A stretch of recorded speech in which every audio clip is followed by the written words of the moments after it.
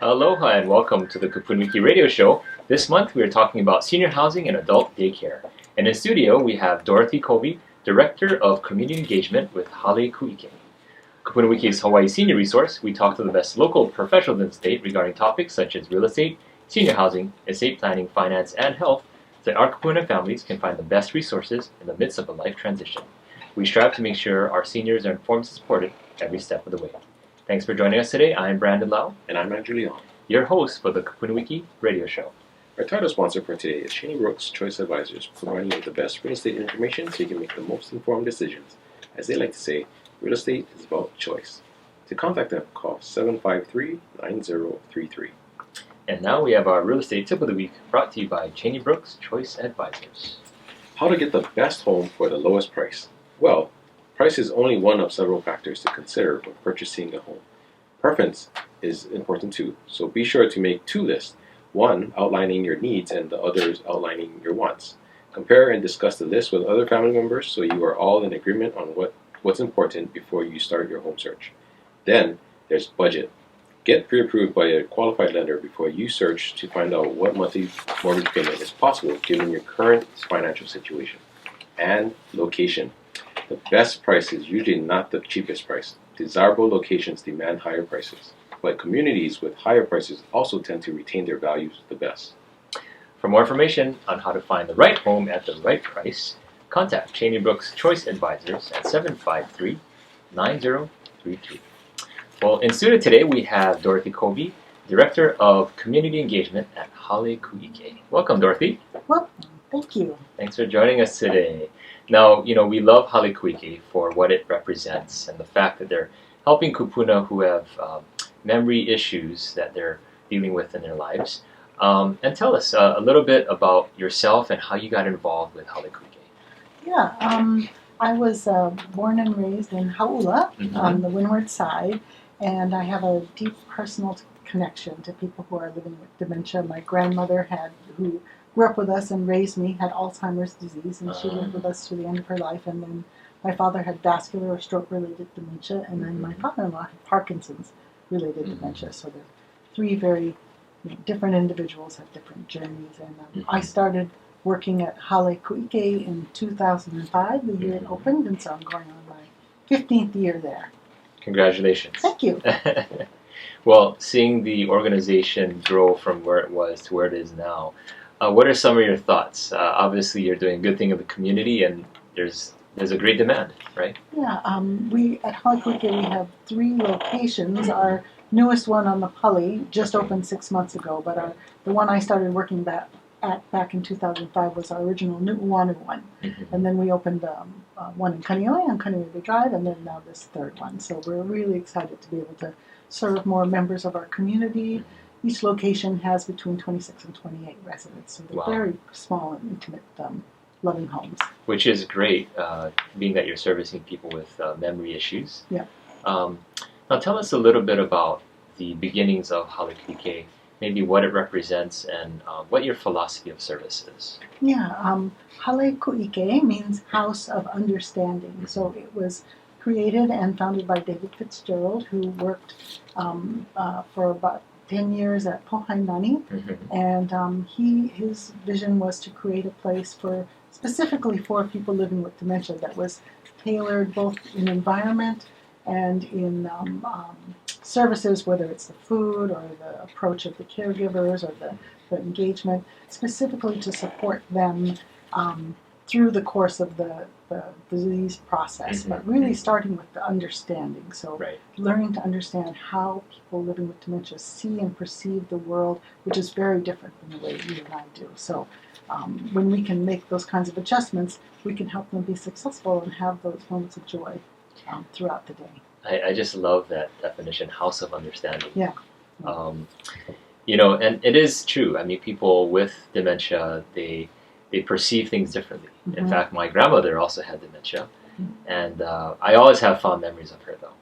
But as she progressed in her disease, how you interacted with her had to adjust. Yes. Right, just to make sure that she was able to engage with myself and others, and it does take extra special care, right? And and Yeah. compassion. Like you said, that we have to make the adjustment because people who are living with dementia are doing the best they can every single day, moment to moment, and they can't change what's happening to their brains. They didn't ask for it.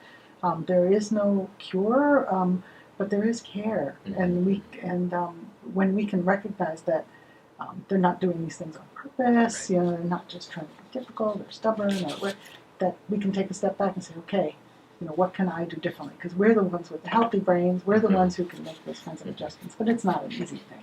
Right. Well, maybe you can give us a background and school us a little bit. Share with us what is dementia and what are the things that contribute to this disease?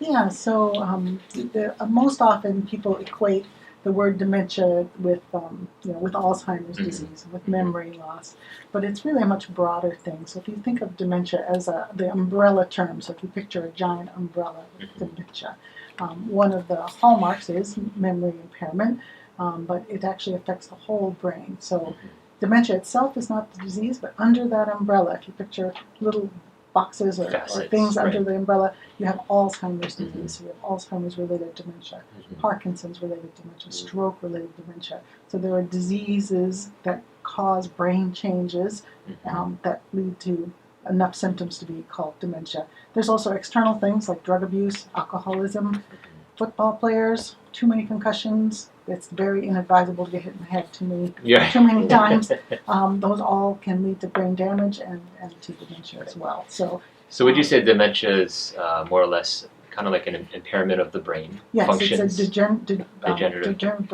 degenerative brain process. So it's brain failure, like heart failure, lung failure, kidney failure. It's brain failure. And given that you've been working with Hale Ku'uike for 15 years, what do you see the most of in terms of the cause or attributing factor to dementia?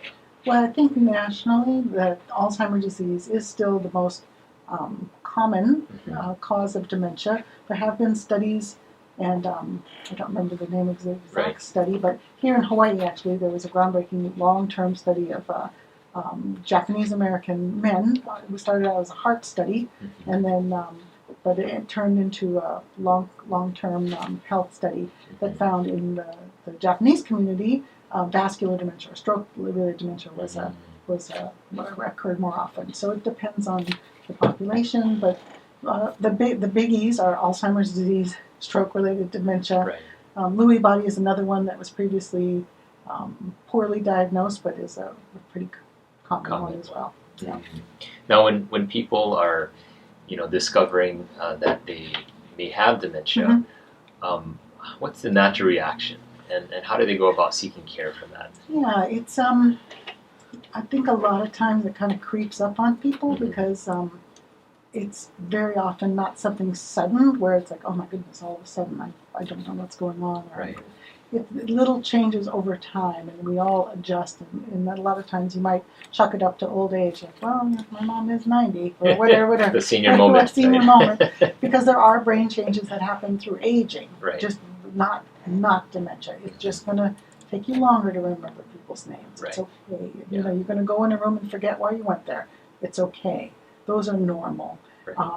But those other kinds of, when you start to see patterns, if your parent is starting to get lost going to familiar places, if they're having trouble naming people that they know really well, like immediate family members, you see language changes. So all parts of the brain are affected. So you do start to see that short-term memory loss, but you'll see there are other things as well, mistakes in judgment, writing checks, multiple checks to the same place, things like that. So when you start to see signs, getting a good workup by a geriatrician or your family physician to make sure, because you're seeing changes, it might be dementia, it might not be dementia, there might be something else going on. So to get a good medical workup and get a cognitive workup as well, so you can find out if it's dementia or not, or even if it's not, you get a good baseline, just like we measure other things, blood pressure, we get our physical baselines, blood pressure,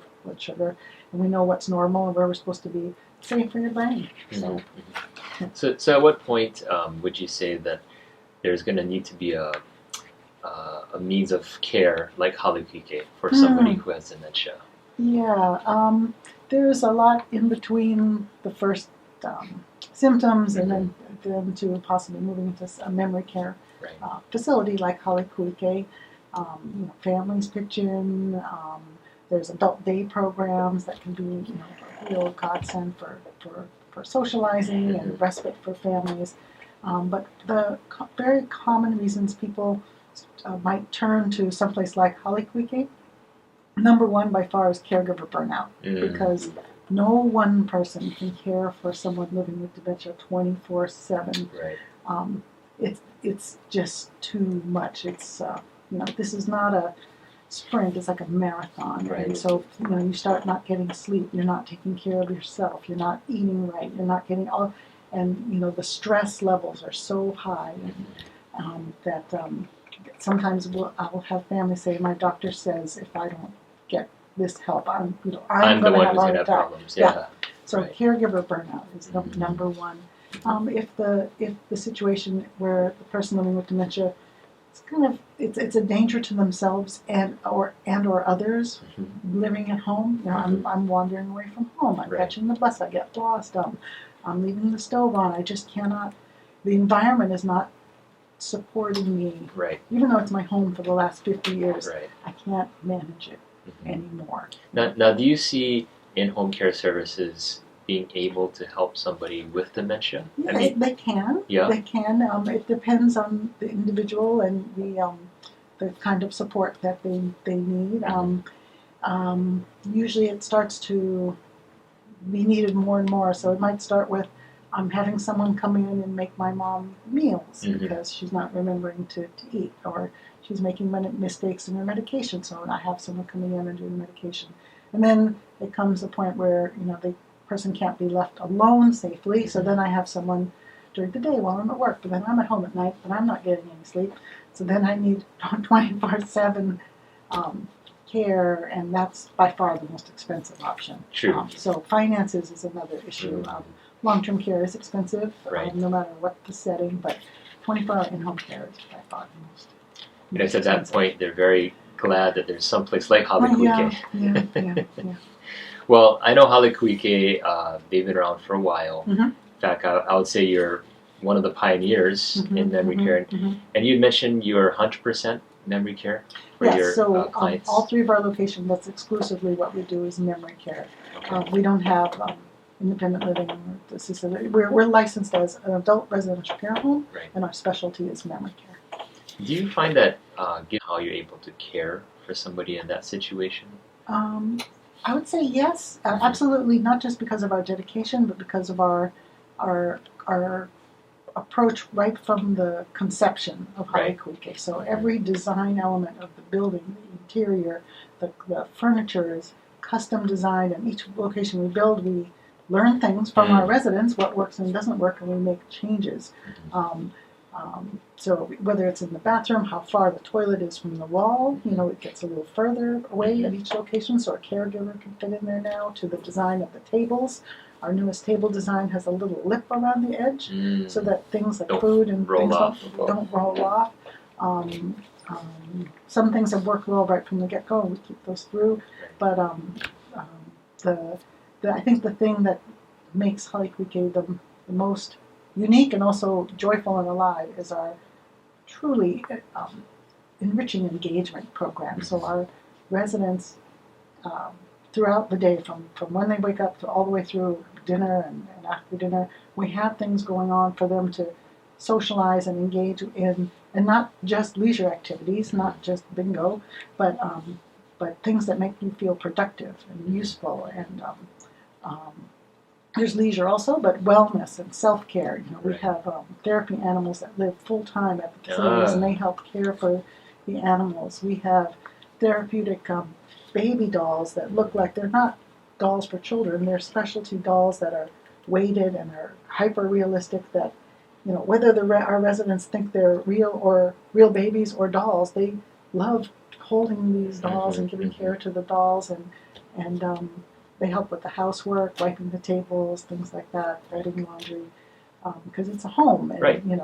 But when I was there, I did notice that there's some personalization of the different rooms, even as the Oh, the entryway. bedrooms? Yeah. Yes. I mean, it does feel like a home. Yeah. So right? outside of each room, Yeah. we have a kind of a recessed lit box, which we call a memory box. So families put things that they recognize and are meaningful to them. So Right. it might be more photos, it might be objects. Each one is unique. And on their door, we put their name and their picture. But the picture we select with the family is one that they recognize themselves in. So if you walk through our homes, you'll see some that look like pretty recent pictures. They have gray hair. Right. And then you'll see some that look like their high school yearbook photo. So we want one that you recognize Right. yourself. Say, yeah, that's me.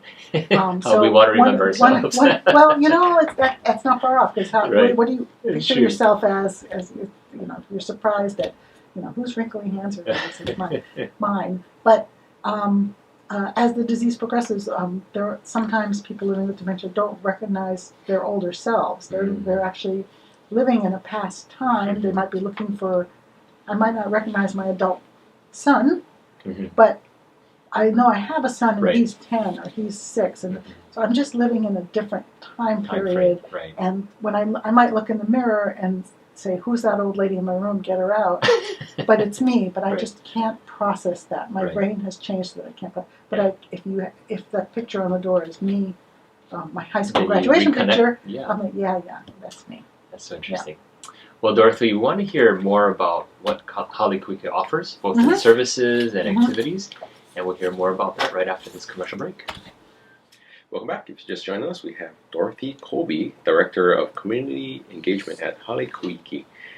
First segment, you kind of just dive a little bit about what Hale Ku'ike offers. You also touched upon some of the symptom signs of dementia and the process of how they would eventually get to a place like Hale Ku'ike. Let's dive a little bit into the community. When someone comes in, I mean, what you mentioned that it's very engaging for them, and there's a lot of activity. What can someone expect? Like if they were to sign up tomorrow, how is their stay at their days like? Yeah. So the whole course of the day, we really are very mindful and take great care to even look at the energy level. So we start off the day. After breakfast, our activities leader would gather them together. And people, you just wake up, you're not that high energy yet. So we start out low.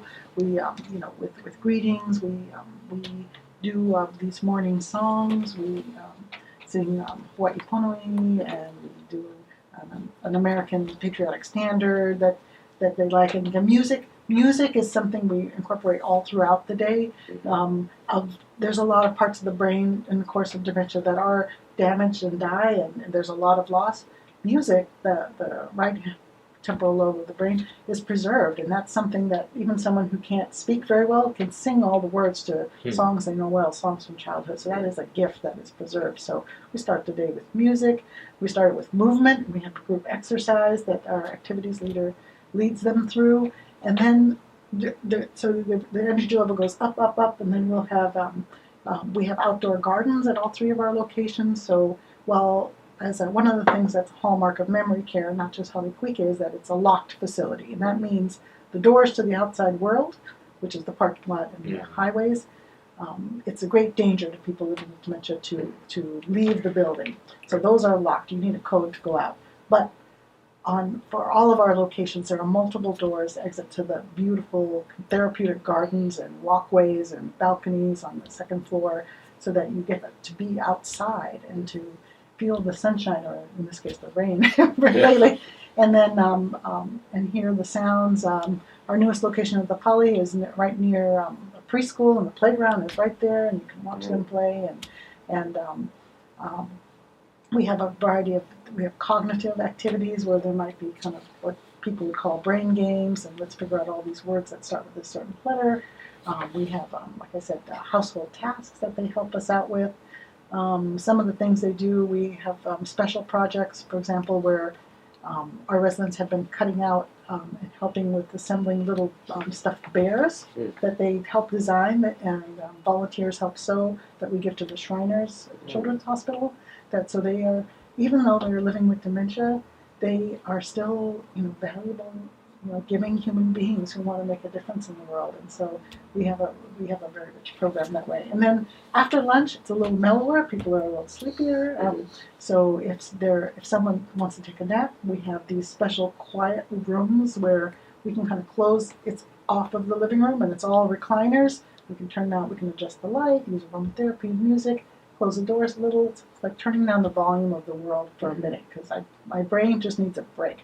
But if someone doesn't need that kind of break, we have kind of quieter activities. So there might be sorting or listening to music or something to keep the energy a little low. And then we bring it back up again in the afternoon with music again. We have a certified Tai Chi for arthritis instructor that comes in. We have, this in addition to our staff, we have a hula and ukulele Hawaiian music entertainer that comes in, and it's all very interactive, not just a passive, we're all going to sit and listen to music. It's a lot of back and forth. And then after dinner, we rearrange our dining room, and we have a special cabinet where a TV rises up out of it, because we don't have TV up during the day, but after dinner, and we play an old movie, something from the 40s to the early 60s at the latest. Movies that they, and actors and music that they recognize. So it's a lot of just group activities. So we have group things going on, but we don't require everyone to be in the group all the time. So if someone is not into the group activity, they might have a side activity, or, people, just like us, each one of us are different. Some people might like, I'll use bingo as an example. Some people might love sitting at a table, like, I'm all in, I'll just play bingo. I like sitting with all these people. And some people don't like sitting in groups like that. So I'll play bingo, but I'll sit 2 tables over. Right. And I'm happy doing that. Or I had a man once who, he would never play any games because, I don't have time for that. I'm a busy guy. But if you asked him to call bingo numbers, he'd be happy to do that. That's our job. He is, he's helping me out. It's great. So that's a way he could be involved with bingo. But if I kept trying to force him to play bingo, he would be very unhappy. I wouldn't go anywhere. So aside from the programs or activities that you folks have, you mentioned the 3 meals. What about like other services? Oh yeah, so we're staffed with CNAs and RNs, and so we provide personal care. If people need assistance with bathing, dressing, going to the bathroom, we do all the laundry. Our nursing department administers all the medications. We provide the meals. All of our chefs are professionally trained, a lot of them from KCC. We cook all our food. It's all from scratch. It's really great food. I mean, all of our residents live in the moment. One of the most live-in-the-moment things we do every day is enjoy a good meal. Yes. And so even though I might not remember what I had for lunch or if I had lunch, It was good. That does not diminish the experience of enjoying this meal. And the feeling afterwards remains, even if I don't remember. Dorothy, maybe you can share with us a bit of what kind of special training would your staff need to have to work with the, memory? So for the individual individual departments, our CNAs all have professional nursing assistant training, but all staff, whether it's housekeeping, nursing department, activities, dietary, we do an in-depth dementia training as well, because it's not just the nursing staff that has interactions with our residents. Everybody needs to know how it is that it's different for our residents throughout the day. So we have a in-depth orientation around dementia, and then we have ongoing education through the Positive Approach to Care training program that we do in-house. Our commitment to education also extends to our families. So even though your loved one is living with us, that doesn't mean that it's easy for you. It's still you're still a vital, and always will be a vital a partner in this relationship. And so we started way back in 2014 having positive approach to care workshops for our families, and we continue to have those. It's always free for Hale Ku'ike families. And then we started having public workshops because we found while we have these 3 locations, we care for at any one time less than 100 seniors. And in terms of our Hawaii community of people living with dementia, that is full. So we wanted to help people who are caring for people at home, and also other professionals aware as well, and share what we've learned and help everyone. Dorothy, it sounds really interesting to have these positive care workshops. So do you have them throughout the year, and how can somebody attend one of these? We have them throughout the year. We have them at various locations. Sometimes they are at Pali at one of our 3 locations. We have them also at 15 Craigside and at Pohainani, and most recently at Catholic Charities headquarters at Keiboku. So if you go to the halekuike.com website, we have listings of all the upcoming workshops. That sounds really exciting. Do you teach some of these? I teach a lot of them, but not all of them. I actually work with I became a Positive Approach to Care certified trainer back in 2014, and for a long time I was the only one in the state. And then in 2017, we had a certification event here, and so there are some others that got certified. And so now I work closely with them, and we kind of they're called themselves the Positive Approach to Care Hui. So we work together and kind of tag team teaching events and promote each other's events. And that's wonderful. So, yeah. Well, Dorothy, thank you so much for caring for our seniors. Thank you for inviting me. And appreciate you being on the show. Thank you. Coming up next, we have our KupunaWiki Classic Trivia. Welcome back, and now we have our KupunaWiki Classic Trivia. Many of those who grew up in Hawaii are familiar with the Hawaiian legend of Menehunis. They were a group of approximately 2 feet tall people who lived hidden in the forests and valleys of the islands. They were known to be mischievous but also excellent craftsmen. Passed down in local folklore was a story of 3 Menehuni of Ainahau. What were the names of the 3 Menehunis? For a chance to win a Long's gift card, be the first person to call us with the correct answer at 808-792-5188. And we're underway in 2020, and we'll have KupunaWiki's in-person classes. To find out when and where they're scheduled, please go to our website at KupunaWiki.com or give us a call at 808-792-5188 to register for one of our free classes. Again, we'd like to thank this segment sponsor, Cheney Brooks Choice.